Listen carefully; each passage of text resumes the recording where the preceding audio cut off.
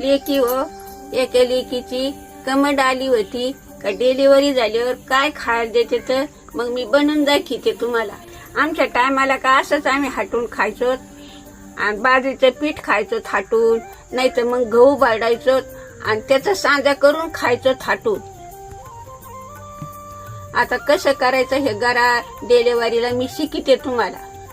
कढई ठेवली आता अर्धी वगैरे तेल टाकलेली की बाळी हो, असं वाटीवर गरा येईल तो गरा असा बाजू घ्यायचा. आता बघा असा लाल भाजून घ्यायचा. भाजलीवर एक ग्लास पाणी टाकलं आली की बाळी हो.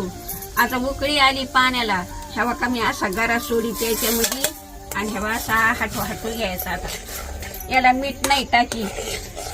5 दिवस बाळात मिला, जेव्हा 5 होईन का तेव्हा मग मीठ टाकी तर मग खायला देते. ऊन नेऊ घालायचा. लई ऊन खाल्लं का लेकराला जळजळ होतं, मग पोटामध्ये मग वकत. आता का लेकी बाळी असं ते गुळ टाकायचा, लई नाही टाकायचा, थोडा टाकायचा. असं कालू घ्यायचा.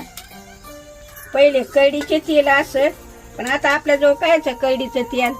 आता अशी मिशी तेलाची धार टाकायची आणि मग हलू घ्यायचं आणि मग बाळातनीला खायला द्यायचं. मग असं भारी लागत. आणि तुम्हाला आवडतं परत सांगा.